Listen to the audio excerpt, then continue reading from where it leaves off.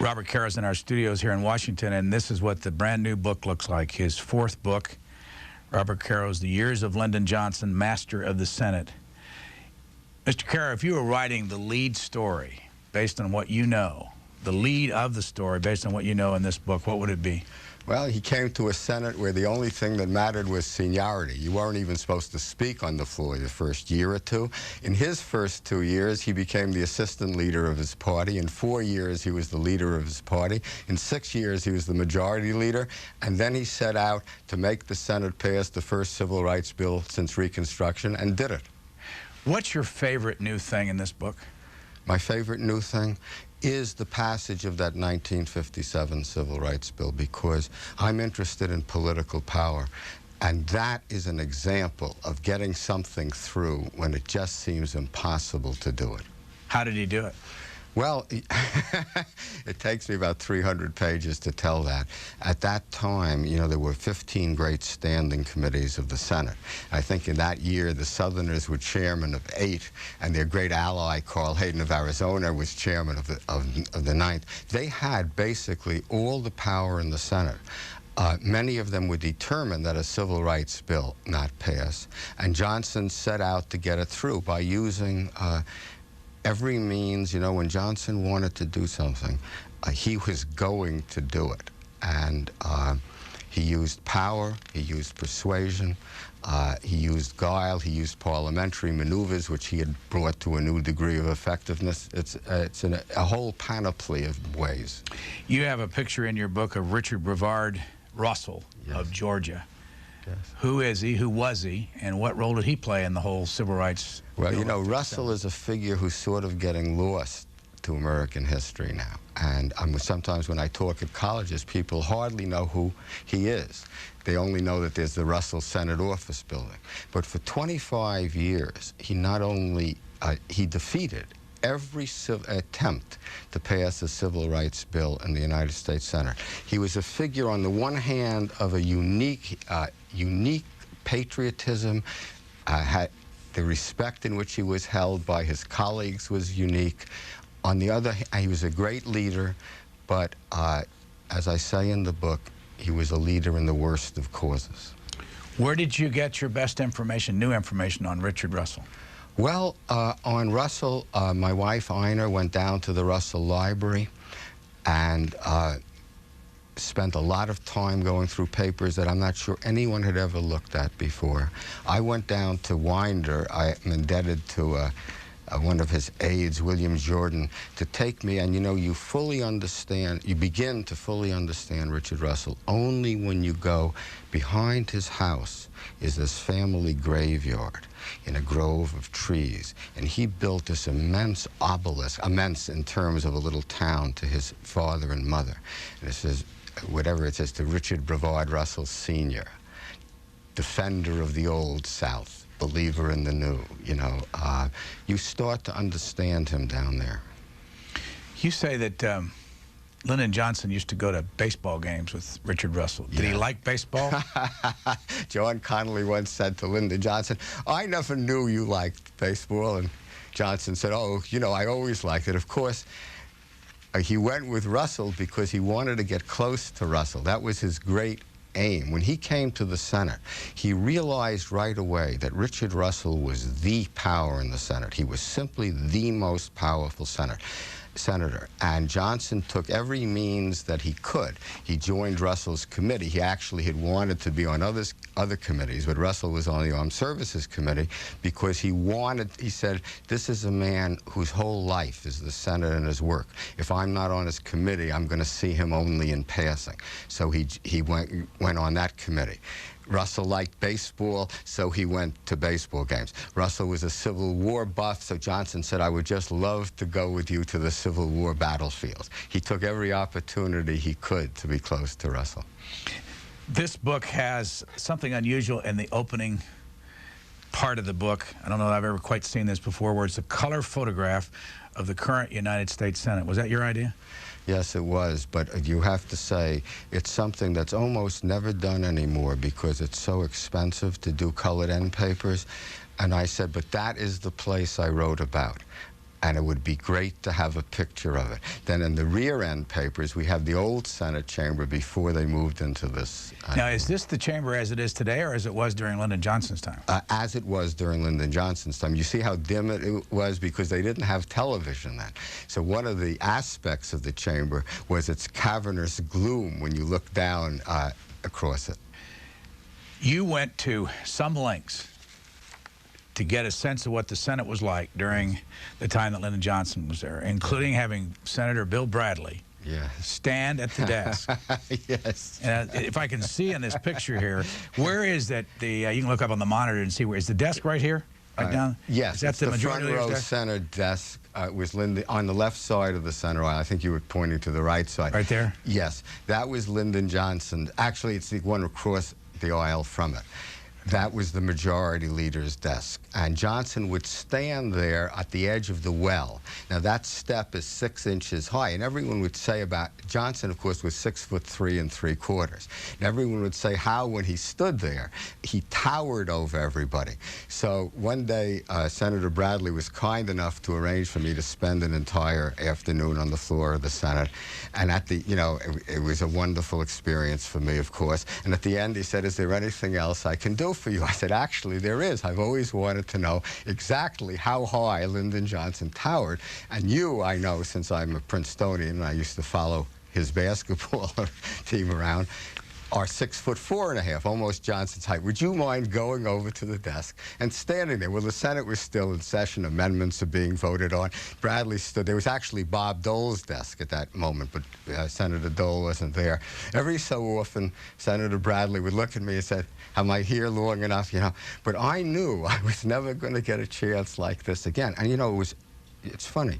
If you make yourself, if you are lucky enough to do that, and through Senator Bradley's generosity I was able to, you see, suddenly you realize he's so tall and the dais in the Senate is so low that when Nixon is presiding as vice president and Johnson is majority leader and they are dueling over civil rights, one of the things you see is that their eyes are almost the same level.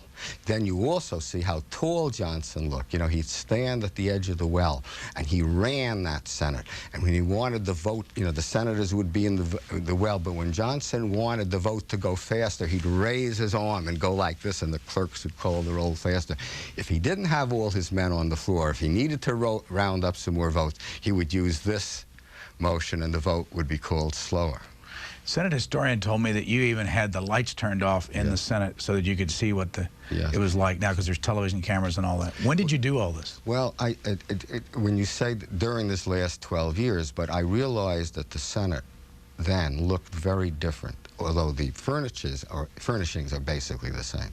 It looked very different because the lights were so different. I want to say that, when you say the Senate historians, it's the historian Richard Baker and his associate historian Donald Ritchie.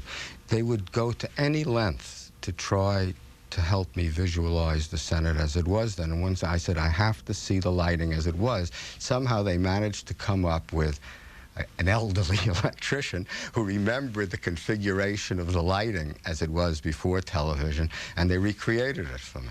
How many years have you been working on Lyndon Johnson?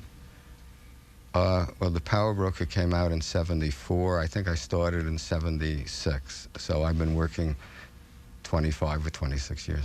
The Power Broker was about what? Your first book? Yeah, about Robert Moses, the man who built all the highways and parks and everything else in New York, basically. And here's what it looks like. It's a huge book. Was this the biggest book you've ever written? Yes, this one is close to it, though, The Master of the Senate. That was about 1286. I forget, I was going to look. It's 1167. Thank you. Your first book on Lyndon Johnson was called what? The Path to Power. And what was it about? Well, that was about Johnson's boyhood and his growing up in Johnson City, his creation of his first political machine, his going to college, his teaching Mexican-American children down in Catula, and, which is my favorite thing of all the Johnson books, a chapter called The First Campaign. So when Johnson is 28 years old, no one even knows who he is in his district, and he decides to run for Congress. And it's one of the most fascinating examples of a man who will exert any effort to win. And he does. And I tried to show through that campaign what is rural politics as opposed to big city politics. And this second book came out in what year? Came out in 1990. And what's the time period for this? Well, that deals with the 7 years, what I call Johnson's 7 years in the wilderness, where he's stuck in the House. He sees no way of getting to the Senate, of getting more power. He's just desperate. He starts to use his political influence, to sell his political influence, to make money through his radio station.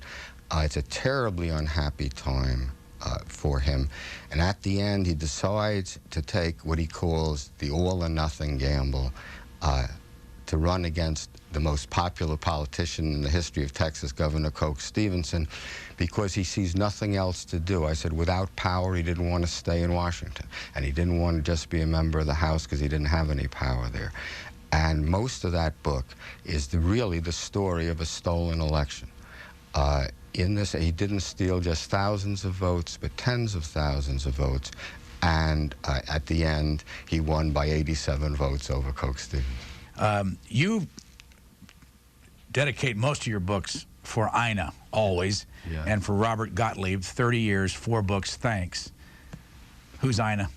Ina is my wife. And of course, she's the whole team. I mean, you know, when I read about other historians having teams of research assistants, Ina is a medieval historian. She has a master's in medieval literature. And I want to say, she's also published one wonderful book, which is doing very well, and is just finishing another one on France now. But she also works as my researcher, and has for ever since The Power Broker. How long have you two been married? 43 years. Children?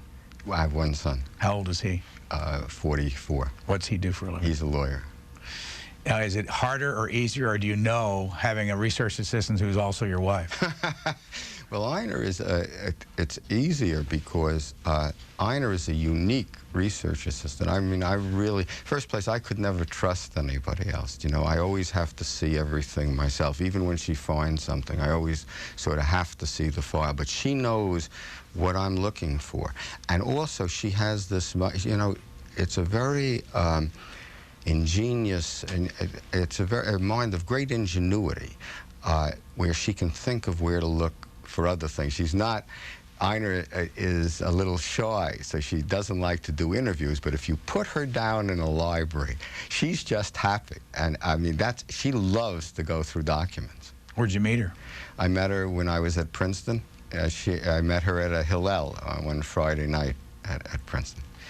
Lyndon Johnson was president November 1963 up through 1968, but that book is not written yet. How far along are you on the research? Well, I've done a lot of the interviews for it because a lot of the people who I needed, like George Reedy, for example, or Horace Busby, I knew they were getting old and going to die. Actually, they did die. So I went through all their files of memos and meetings, and then I would do a lot of interviews with them. So that portion, I'm fairly well along in that, but there's an awful lot of work to do. And I also, you know, because I always go to I'm going to go to live in a southern city for as long as it takes for me to find out exactly what differences it made in the life of black people in the South that Lyndon Johnson got them voting rights. Do you know where you're going to live yet? No, it takes time to figure that out. When do you think you'll do that? Oh, I'm going to go on a book tour now. Then we're going to go, we always spend 2 months in France, and then I'm going to start. And what about the idea, I know you've mentioned in the past, going to Vietnam? Yes, well, you remember everything. That's the 2 things that I want to do, because if I can just say, I try to write about political power, and I feel that you don't write about it fully enough unless you write not only about the man who uses it, but about its effect on the people on whom it's used for good or for ill. Now, for good, Lyndon Johnson, through his great civil rights acts of his presidency and his voting rights acts, transformed the political power of black people in America. I want to go to a southern city and see, what did that mean? You have sewers now where you didn't have, are your sidewalks paved where they weren't paved before? How do you feel about the sheriff now that you can vote for a sheriff? Are your schools better? Did I say that already? Exactly what difference? Do you have more hope than your father did, that your children's life will be better than yours because of Lyndon Johnson. However, the other side of Lyndon Johnson's presidency is Vietnam. And one of the things I intend to do is to try to show what it means when a modern industrialized nation makes war on, certainly not a primitive nation, but a rural peasant nation. So I want to go to Vietnam and see how that works, and probably live in one of these Vietnamese villages that were bombed by B-52s. You know, the horrible thing about that, Brian, is the B-52s flew so high that not only were they invisible from the ground, but you couldn't hear them. So these villages never even knew they were being bombed until the bombs actually hit. When do you plan to do this? Well, I haven't worked out. First, I'm going to do the southern city. Then, you know, you say, what priority do you have? Well, there are people in the Johnson administration they're all getting old. You know, I've interviewed some of them don't want to talk to me, but there are a lot who do that I'm not done with yet. In order to interview someone intelligently, you have to go through his file, so you can say, in this meeting you said so-and-so, what were you talking about? You have to do that. In the southern cities, the people who remember life before Lyndon Johnson, before the Voting Rights Act, they're getting old. So I feel this, and basically I'm getting old. You feel this terrible sense of urgency. I'm going to do it as fast as I can. How old are you? 66. And you've been working on Lyndon Johnson for 25 or 26 years. Yes. How have you been able to make a living at this? Well, with difficulty, but I mean, at first, you know, when we did The Power Broker, it was just 7 years of being broke. You know, I mean, I just remember The Power Broker as 7 years of worrying about how we were going to pay the rent every month. But then, of course, and that didn't really sell very much when it started. Now, of course, it's gone on. It's in all these colleges, so it sold a lot. But the first Johnson book became a bestseller. I think it was on the bestseller list for like half a year. The second one became the #1 bestseller in the country. How, I have no idea. I never thought it would.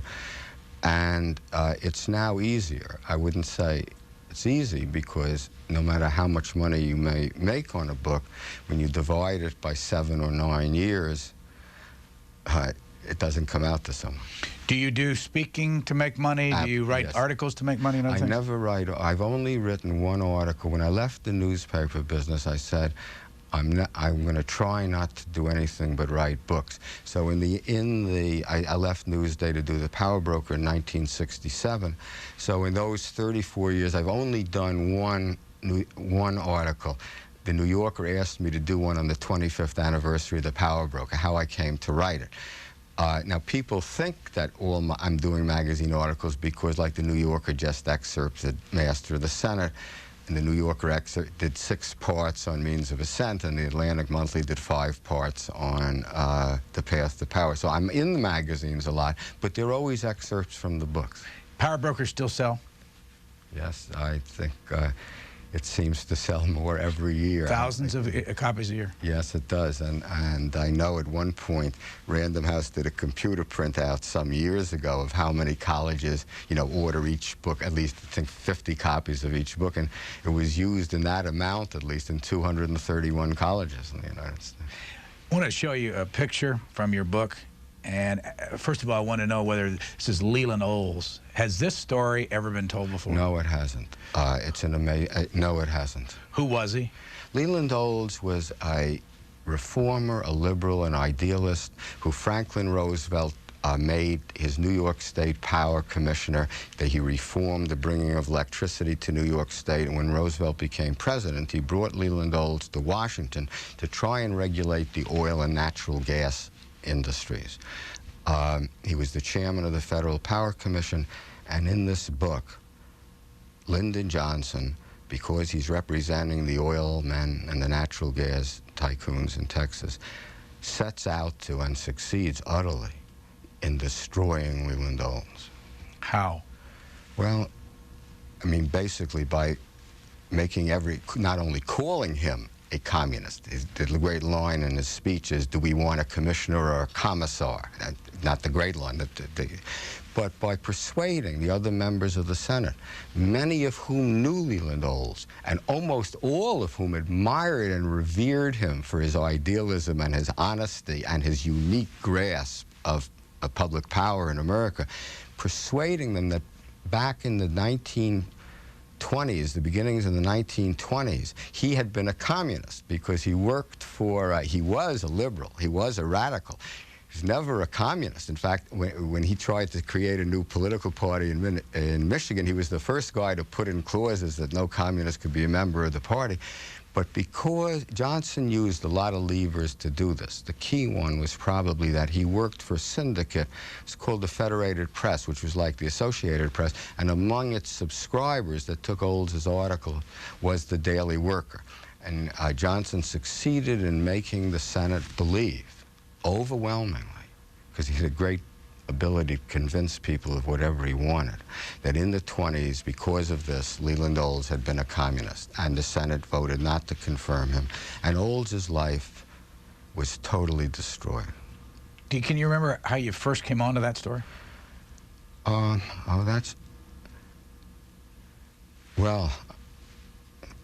it's interesting. I started to read the hearings. You know, this has been treated in other Johnson biographies in really a cursory way, you know. I am not the first person to say that he, you know, used McCarthy tactics 3 years before McCarthy, you know, or 2 years before McCarthy. But when I started to read the hearings, which are, well, I forget, perhaps 300 pages of how Johnson did it when he had Olds on the stand, I remember sitting there, I said, I've never read anything like this in my life. He is destroying this man. He's motivating the other senators, working them up, you know, the Homer Caparts, these Republican reactionaries. I have this line in there, they took turns firing questions at him, 2 senators who were conservatives and 1 who was supposed to be a liberal, Lyndon Johnson. I read those hearings and I said, I'm not going to even think about this for about a week. I want to see if maybe I'm exaggerating the horror to me of what I am reading. Then I went back and read them again. I said, no, I'm going to tell this story. I was unable to tell it in more detail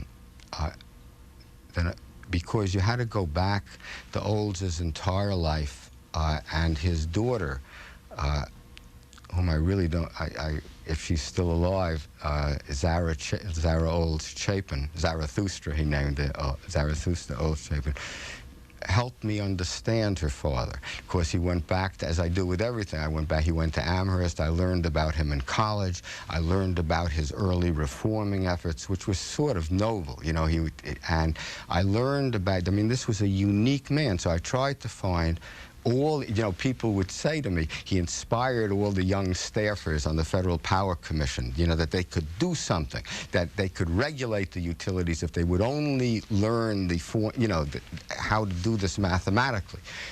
So I found as many of them as I could, 4 or 5 of them, and they would explain to me how Olds did it. And of course, I talked to Johnson's people who were there at the time, who excused John Connolly and Horace Busby, Walter Jenkins, who of course attempted to persuade me that this wasn't really so bad, you know. At least one of them tried to persuade me that Leland Olds was a communist. In fact, 2 of them tried to persuade me that Leland Olds really was a communist. But unwittingly, as they gave me a lot of information on how Johnson worked to destroy this. But no, it's a story that's never been, and I said, you know, people ask why my books take so long. I just said, I'm going to tell this story. And it did take a long time and a lot of pages to tell it. Here's a picture of Congresswoman Helen Gahagan Douglas. The story about Helen Gahagan Douglas and her relationship with Lyndon Johnson, has it been told before?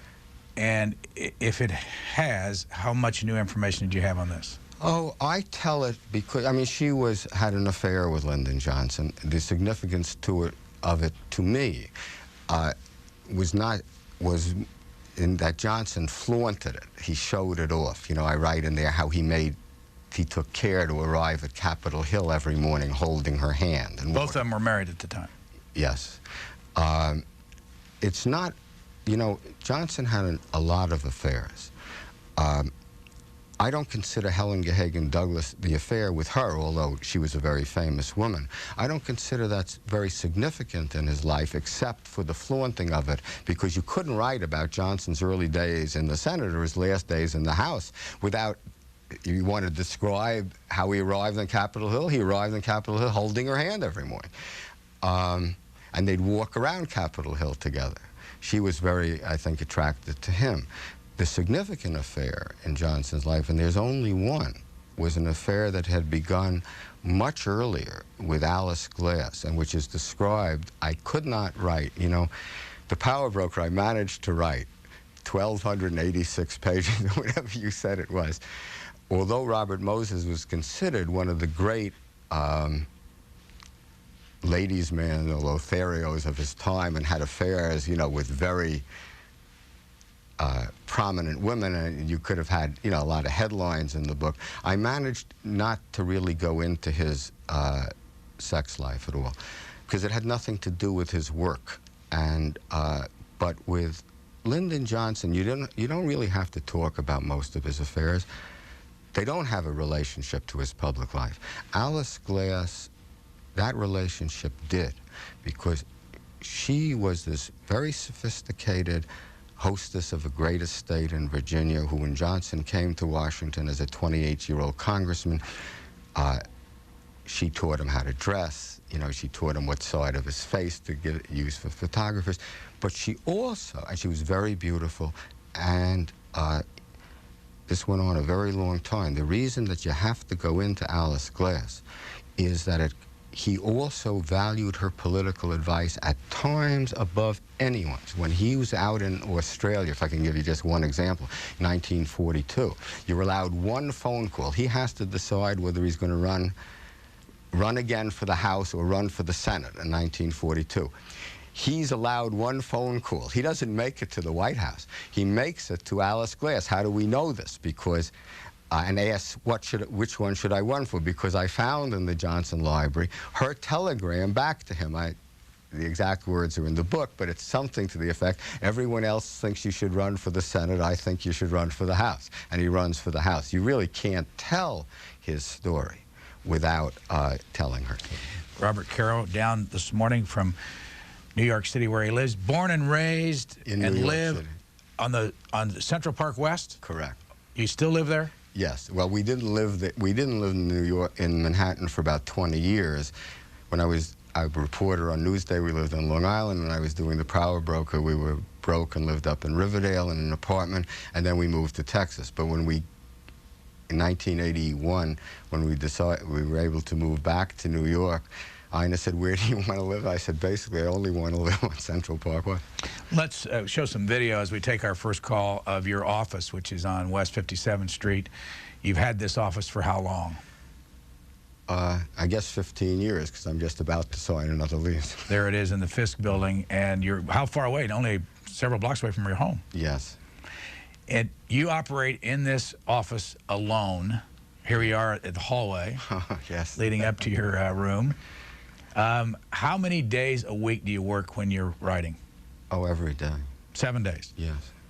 This is it. This is your domain up there. Oh, well, that's the office, yes. What's on that bulletin board there on the left? Well, on the bulletin board, which there's usually more papers than that, that's like the outline of either the chapter I'm working on or at one point the entire book. That wall is like 24 feet long, and it was at one point covered top to bottom all the way across with the outline. I know when we did this video of you were so absorbed in this you didn't even know we were shooting the video. That's true. I'm looking to see what I look like when I write. I've never seen it before. Do you write with that coat and tie on like that? No, but I wear a coat and tie to work. And I generally work, I guess, in a shirt and a tie. and a sweater, you know. And what kind of typing would you call that right there? I'm embarrassed, I guess I would call it. But it's very fast. I can do that very fast. What kind of typewriter is that? It's a Smith Corona Electra 210. I've used them ever since I started writing my books, and they stopped making them. My goodness, I didn't know you were doing this. How close? How many do you have left? I know you had 17 at one time. Well, at this moment, I have 17 because they stopped making them so many years ago that whenever a part breaks, you have to cannibalize another machine, you know. And you also have to keep a couple down at the Johnson Library and a couple in Washington and all. So the number keeps going down. Then I advertise or ask friends or something, and I build the number up again. Let's grab a phone call for Robert Caro. We go to Tampa, Florida. First up, go ahead, please. You're on the air.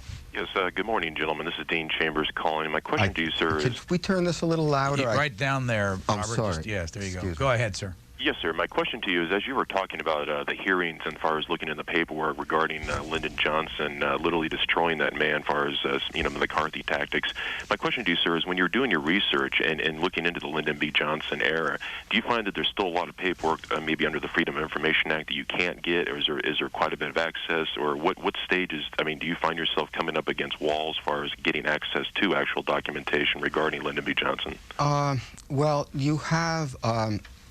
there are vast sources of, it's a good question.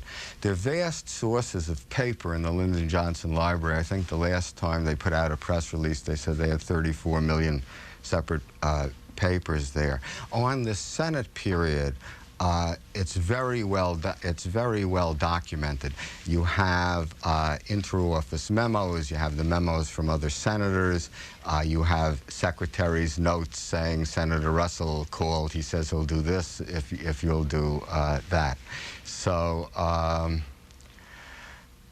you have a lot of that information. Now, down in Washington, I also did a lot in the National Archives to see the internal records of the Senate committees.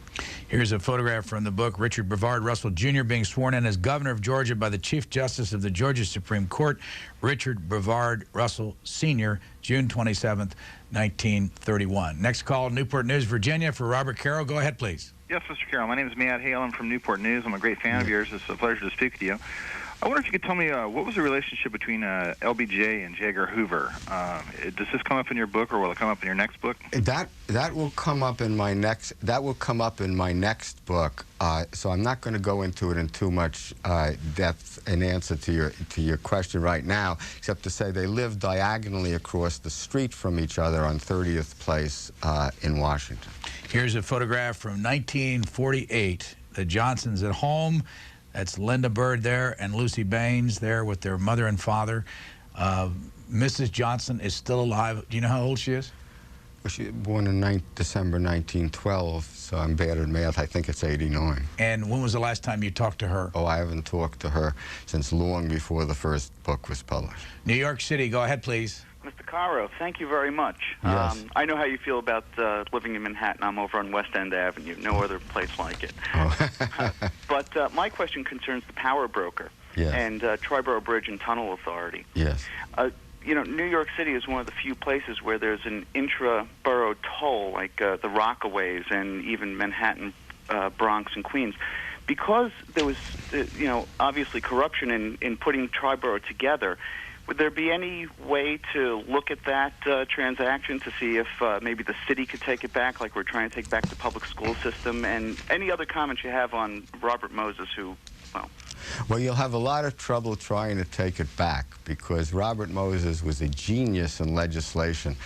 And the genius that applies to your question is that when he created the bond covenants, you know, when you finance the Triborough Bridge by selling bonds to individuals and banks, and accompanying each bond is a bond covenant, and Johnson would make sure that that covenant was embodied in the legislation establishing the authority, because the Constitution says that in effect nobody, it says no state, but it means no state or no federal government or no city can abridge the obligations of a contract. So those contracts basically say that the authority can be kept in existence as long as the authority wants to be in existence. How long did Robert Moses have the power? Robert Moses held power in New York, you know, and it was more power than any mayor or governor had, or even mayor or governor combined. He had it for almost half a century, for 44 years. Hendersonville, North Carolina, you're on the air.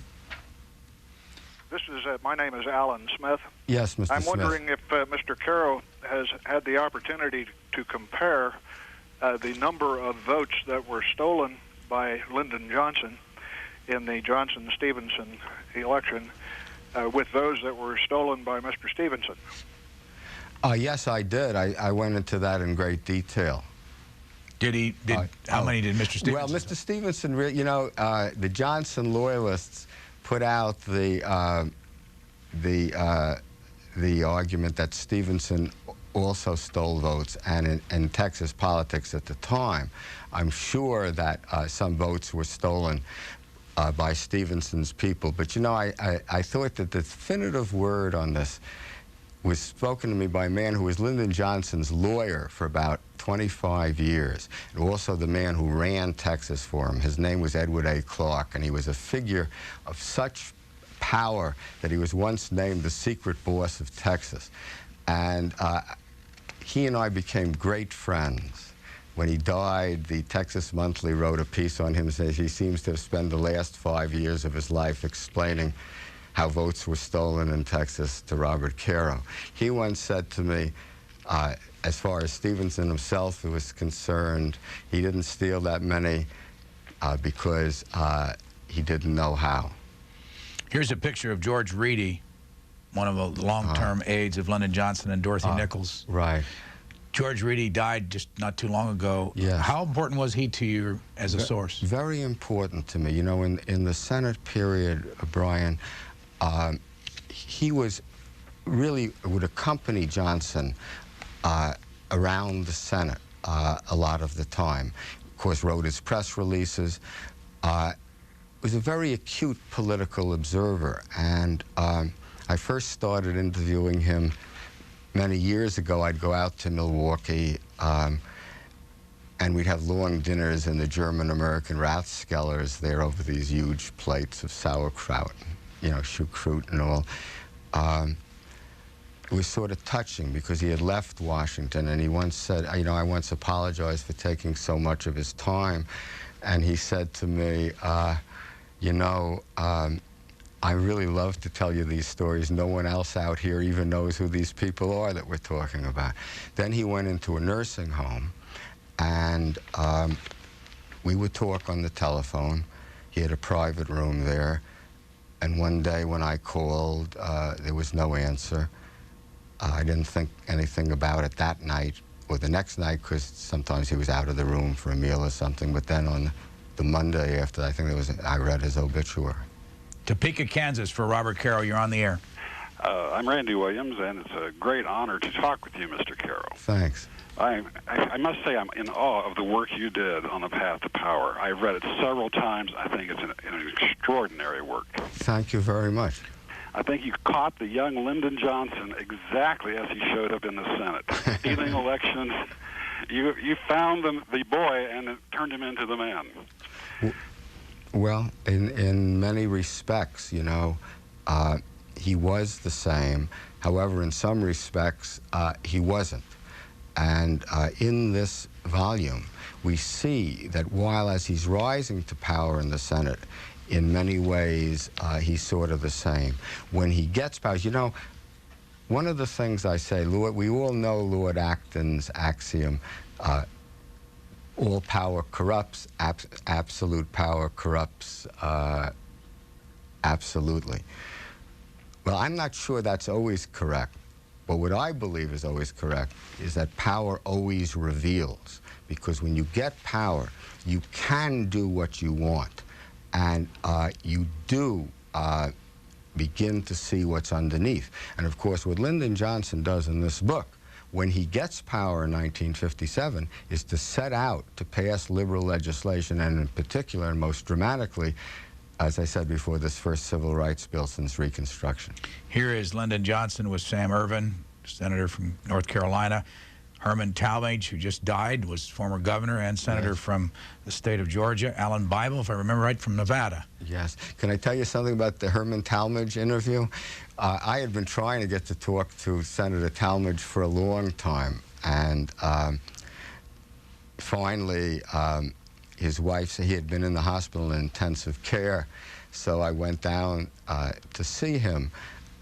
It's the kind of thing that, you know, really casts some new light on the Senate, because he was a member of the Southern Caucus, which was this very powerful block of 22 Southern senators that Russell headed.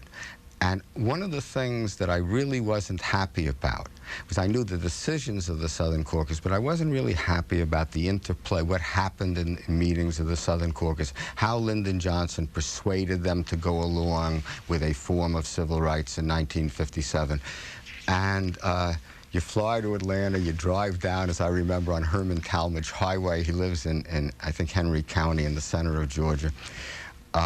So you drive down on Herman Talmadge Highway to the exit marked Herman Talmadge Boulevard. Then you follow the signs to Lake Talmadge. And there was this very old, very sick, he had congestive heart failure. It's a very painful interview because he almost had to gather his breath to give me each answer. The answers are sort of cryptic, you know. I mean, cryptic is the wrong word. They're brief. But he always managed to make me know what he wanted to say. But you never forgot that you were talking to one of the last of the true, unapologetic segregationists. I mean, he's there, and behind him is my memory, anyway, in the same room, is a large painted portrait of his brother, his father, who was governor. You know, the Talmadges held power in Georgia for, you know, almost half a century between the two of them. Whipping Gene Talmadge. I think that comes from his expression. I was never actually a member of the Klan, but I used to do a lot of whipping myself. So as this man is, Herman Talmadge is really expressing the segregationist viewpoint in the 50s, you really said, God, this way, you had a feeling of the depth of it in the South. McLean, Virginia. Go ahead, please. Yes, Robert Liner, McLean, Virginia. Yes, Mr. Liner. I often recount with proper attribution your wonderful story of the meeting between Lyndon Johnson and Herman Brown in that hotel where they're about to try to get back into the Senate race, culminating in the question of Lyndon Johnson, where's Abe? I just wondered if you could recount that, because I'd like to hear it in your own words.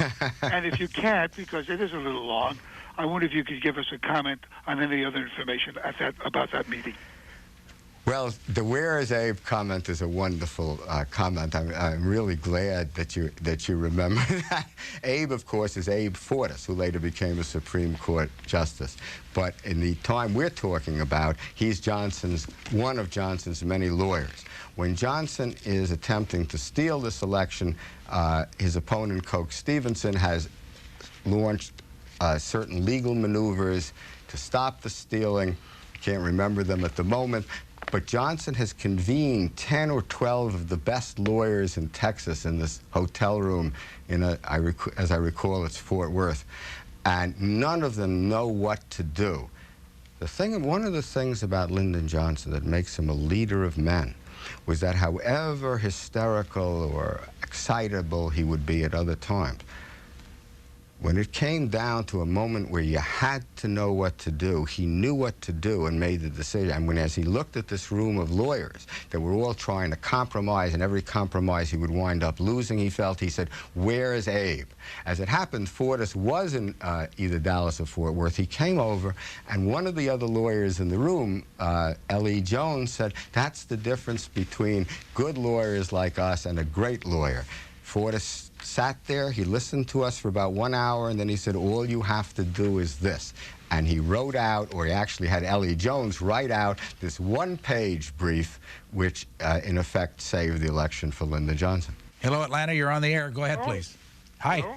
Hi. Hello, Bob. This is Bill Jordan calling from Atlanta. Bill Jordan, who is the man who drove me down to see Herman Talmadge and also took me to Winder.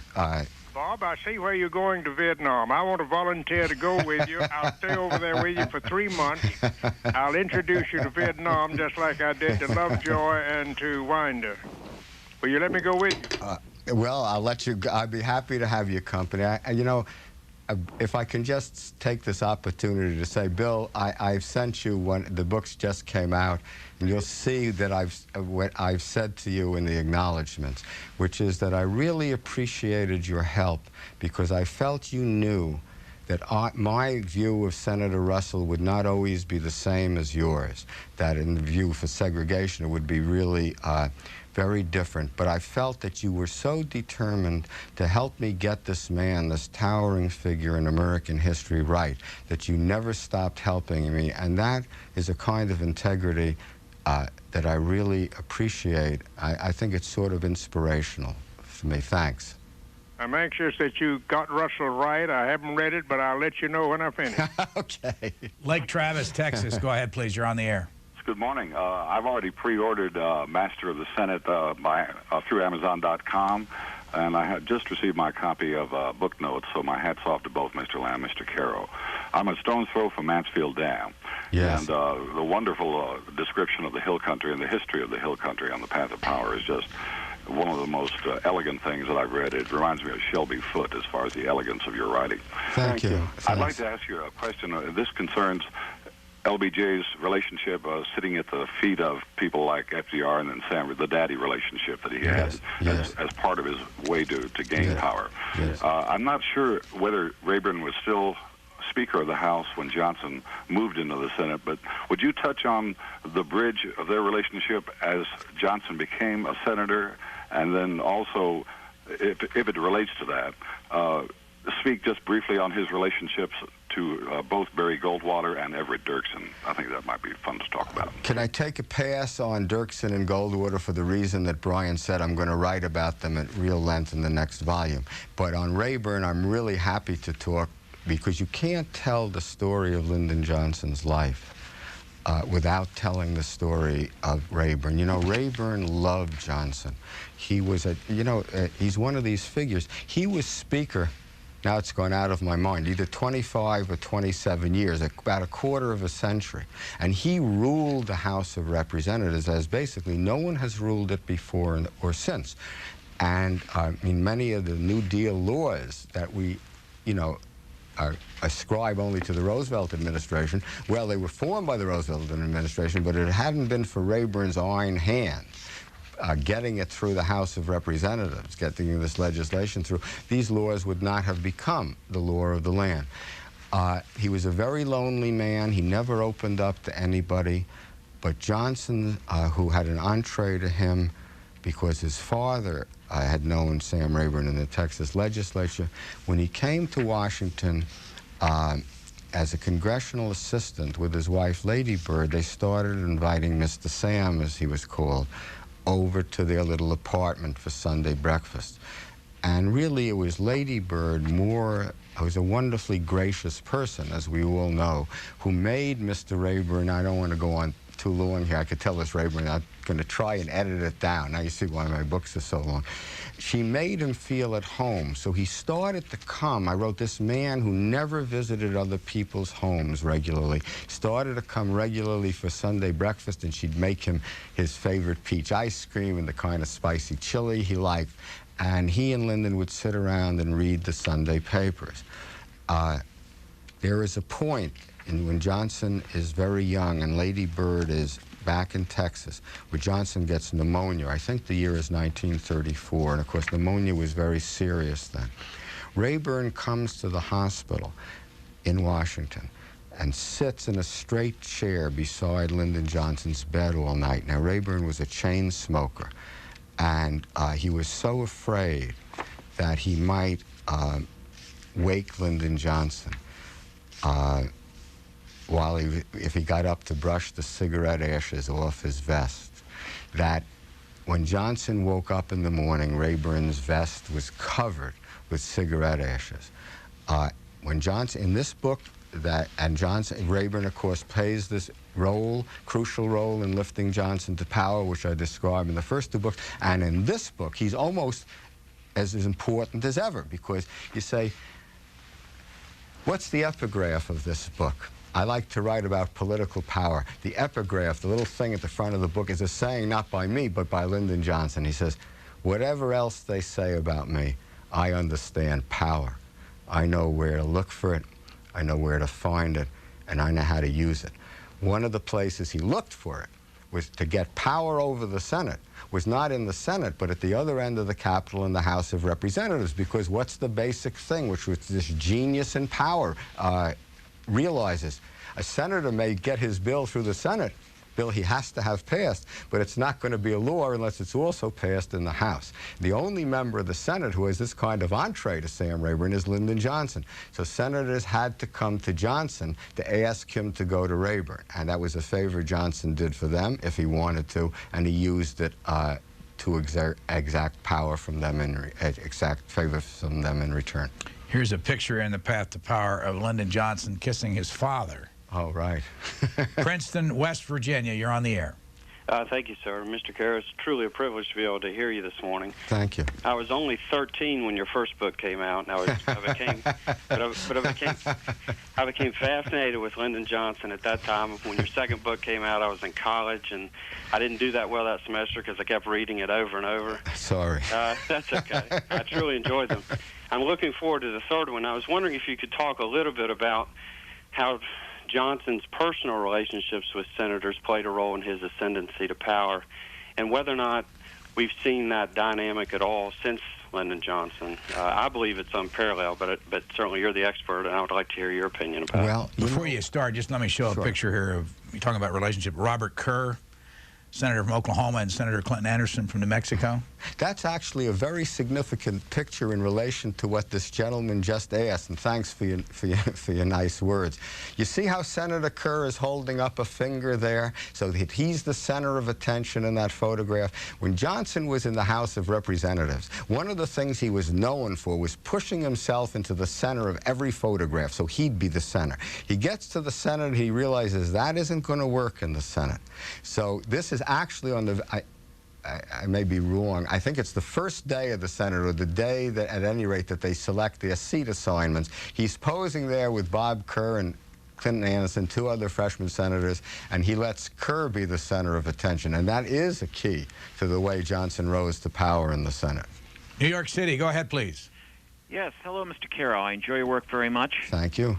I'm wondering, I've been reading the second excerpt in the New Yorker titled The Compassion of Lyndon Johnson. Yes. And it goes into great detail about Johnson's interest in civil rights, but also his use of, frankly, racist language and racist views. Yes. And it seems that he's done a very good job, I think, of highlighting one against the other and how they can possibly come together. And I wonder if you could go into a little bit more about that. I mean, he uses some tough language, which I understand is pretty routine at that time. But how do you reconcile the two? How did he reconcile the two sides of it? Well, that's a really good question, and I'll try to give you a rather short answer to it and say that it's such a complicated question that it really takes a couple of 100 pages in the book to deal with it. Let's talk about it in terms of compassion and ambition. I'll try and just abbreviate this. Lyndon Johnson had a true compassion. He always wanted to help poor people. He always wanted to help poor people of color especially. And how do we know it's true? I'll tell you how I know it's true. It's been said in a lot of biographies, and it's absolutely true, that when he was 21 and he needed to make money to stay in college, he taught for a year at the Mexican school, that was in quotes, in a little town called Cotulla, Texas. And I wrote, no teacher had ever cared, no Anglo teacher had ever cared if these kids learned or not. This teacher cared. And a lot of biographies have documented how hard he worked to make them care.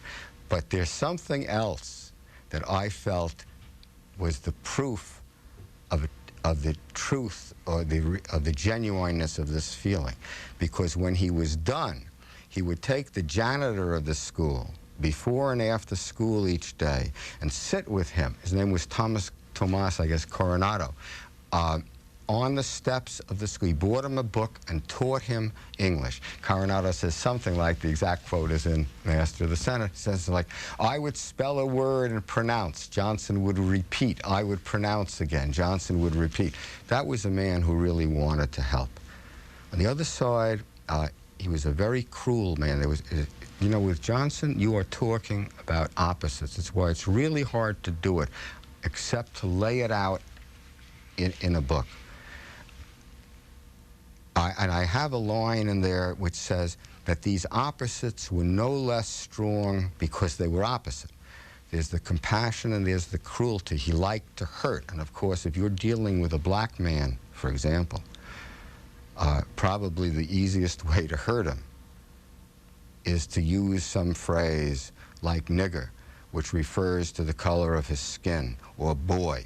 And I do have in this book very graphic and dramatic examples of how he liked to hurt. Now, what's the story of hurting Robert Parker? Well, that's quite a story. This is not, I have to say, I didn't research this. It's in Mr. Parker's own book. He later became the maitre d' of the Senate, but he worked for Johnson as a patronage employee in the 40s and 50s, and sometimes filled in as his chauffeur. And Johnson once, I'm not going to get this exactly right, Johnson once leaned over, and Parker would talk about how when Johnson died, he was filled with this mixed feelings, because he said, Johnson got freedom for me and for my people that we would never had before besides him. He said, on the other hand, I could never forget the way he would hurt me. That's not his exact words, it's my paraphrase. And he recounts this one example in particular. He said Johnson would always call me, if I was 5 minutes late, he'd call me a lazy, no-good nigger, that kind of thing. But he said once in his car, while Johnson's in the back seat and Parker's in the front, Mr. Parker relates in his book, Johnson leans over the front seat and shouts and says to him, tell me something, Chief. Does it bother you that no one ever calls you by your name? They always call you boy or chief. And Mr. Parker says, well, yes, sir, it does bother me because my name is Robert Parker. And Johnson leans over the front seat and smacks his newspaper down, and he says something to the effect, listen, boy, nobody's ever going to call you by your name as long as you live because you're black. He says, you just got to learn to sit there like a piece of furniture and let it slide off you. Now, Johnson was using that, I think, I feel. Mr. Parker doesn't feel, but I think I feel. To give Mr. Parker a lesson that Lyndon Johnson felt everybody had to learn. Lyndon Johnson was a great pragmatist and a great realist. What he was really saying, because he saw that Mr. Parker was ambitious, as he was ambitious. He rose in the Senate to become maitre d' at the dining room. He's saying, you've got to ignore this. Just accept it as part of life. That's the only way you're going to get ahead. But Johnson's, some of the things that Johnson did really are cruel. This is Robert Caro's new book called Master of the Senate. He'll be with us for another 2 hours. This book will be in your bookstores April the 23rd. How many copies first printing? 200,000. How many copies did you have Means to Ascent, the first printing? I don't remember, but it was a lot also. Sitting around the table, these are the senators that made up the 22 senators of the 11 southern states. You can see some familiar faces. This is Richard Russell here, Herman Talmadge, John Stennis, Alan Ellender over on this side from Louisiana, Sam Ervin, John Sparkman from Kentucky, and this is Strom Thurmond when he was a Democrat. Yes. From South Carolina, and this is James Eastland. This man right here with his back to us is the father of Pat Robertson. His name was Willis A. Robertson of Virginia. Next call, Alexandria. You're on the air. Go ahead, please. Hello, Mr. Caro. I've been waiting 7 or 8 years for this. I listened to both of your previous books on tape. Yes, sir. And I hope you don't cut me off, and I apologize. I'm on a speakerphone, but my hands are crippled. First of all, how does one reach you to perhaps provide source material for the next book? Best place to reach me is to look me up in the New York phone book. It's 91 Central Park West.